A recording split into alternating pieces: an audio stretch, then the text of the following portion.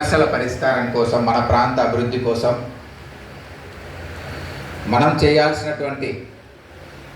మనం చేపట్టబోవాల్సినటువంటి కర్తవ్యాల గురించి నిర్దేశించుకోవడానికి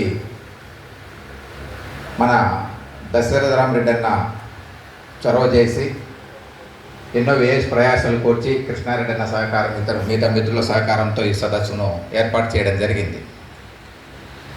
ఇందులో ఒక నిర్దిష్టమైనటువంటి కార్యాచరణ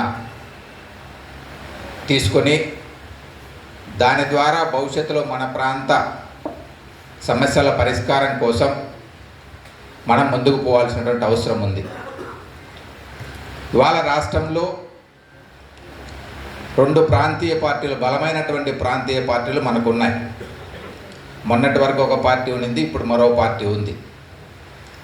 బలమైనటువంటి ప్రాంతీయ పార్టీలు వేళ్ళూనుకున్నటువంటి ఈ రాష్ట్రంలో మన ప్రాంతం నుంచి ఎన్నికైనటువంటి ప్రజాప్రతినిధులు సైతం మన ప్రాంతానికి సంబంధించినటువంటి సమస్యల మీద ముఖ్యమంత్రులను కానీ, లేదంటే ఆ పార్టీకి సంబంధించినటువంటి అధ్యక్షుల వద్ద కానీ మన కోసం గట్టిగా మాట్లాడతారనేటువంటిది కొంచెం అనుమానాస్పదమైనటువంటి విషయం. ఎందుకంటే ప్రాంతీయ పార్టీల వ్యవస్థలోనే అధినాయకుడికి అనుకూలంగా, అధినాయకుడి కనుసన్నల్లో అధినాయకుడు మెప్పు కోసమే ప్రయత్నం చేసేటువంటి పరిస్థితి ఉంటుంది తప్ప తాను ఎన్నికైనటువంటి ప్రాంత యొక్క ప్రజల యొక్క సమస్యల మీద గట్టిగా గలమిప్పేటువంటి పరిస్థితి కొంత తక్కువ ఉంటుందనేటువంటిది నాకున్నటువంటి అభిప్రాయం.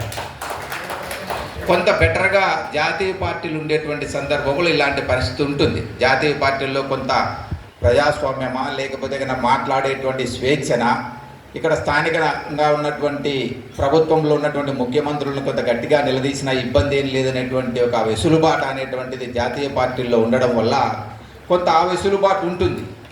కానీ ప్రాంతీయ పార్టీలకు వచ్చేటప్పటికీ ఈ రకమైనటువంటి వెసులుబాటు కొంత తక్కువ ఉంటుంది. కాబట్టి మన ప్రాంతం నుంచి ఎన్నికైనటువంటి ప్రజాప్రతినిధులు మాట్లాడకపోయినా మన ప్రాంతానికి సంబంధించినటువంటి సమస్యల మీద మాట్లాడాల్సినటువంటి బాధ్యత, నిలదీయాల్సినటువంటి బాధ్యత మన రైతు సంఘాల మీద, మన పౌర సమాజం మీద, మన ప్రజా సంఘాల మీదనే ప్రధానంగా ఉంది అనేటువంటిది మనం గుర్తెరగాల్సినటువంటి అవసరం ఉంది. ఆ విధమైనటువంటి పద్ధతుల్లో ఈ ప్రభుత్వాలను మనం నిలదీయాలన్నా, గట్టిగా మాట్లాడాలన్నా ఆయా సమస్యల మీద సంపూర్ణమైనటువంటి ఒక అవగాహన అనేటువంటిది మనందరం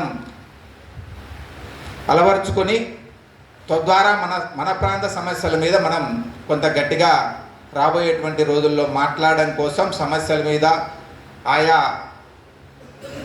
రంగాల మీద అవగాహన కోసం కూడా ఈ సదస్సును మనం ఉపయోగించుకోవాలని చెప్పేసి నేను అభిప్రాయపడతా ఉన్నా. ముఖ్యంగా మన ప్రాంతానికి సంబంధించినటువంటి సమస్యల మీద మనం అనేక విషయాల మీద ఇక్కడికి వచ్చినటువంటి పెద్దలందరూ తదుపరి ప్రసంగాల్లో ముఖ్యంగా ప్రస్తావన చేస్తారు. ఇవాళ రాష్ట్రంలో ఉన్నటువంటి ఈ ప్రభుత్వం లేదా కేంద్రంలో ఉన్నటువంటి ప్రభుత్వం వారికి ఉన్నటువంటి ప్రాధాన్యత అంశాలు మొన్న చెప్పగానే చెప్పినారు. ఒకటి అమరావతి, రెండు పోలవరం. ఈ రెండు ప్రాధాన్యత అంశాలుగా వారి ఎజెండాలో ఉండబోతుండనేటువంటిది మనకు మొన్ననే కేంద్ర బడ్జెట్ ప్రవేశపెట్టినటువంటి సందర్భంలో కానీ, ఈ మధ్యలో జరిగినటువంటి కేంద్ర మంత్రివర్గ సమావేశంలో కానీ మనకు అర్థమైంది.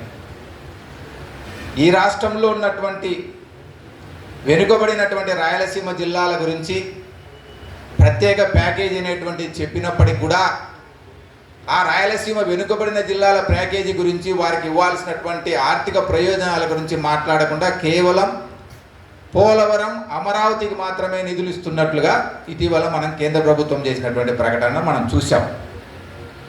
అంటే వీళ్ళ యొక్క ప్రాధాన్యత పోలవరము లేకపోతే కన్నా అమరావతి ఉండబోయేటువంటి పరిస్థితి ఉన్నటువంటిది ఉంది. ఆ రెండిటి వల్ల మనకు వచ్చేటువంటి ప్రయోజనం ఏమాత్రం ఉంటుందనేటువంటిది మనం ఆలోచన చేయాల్సినటువంటి అవసరం ఉంది.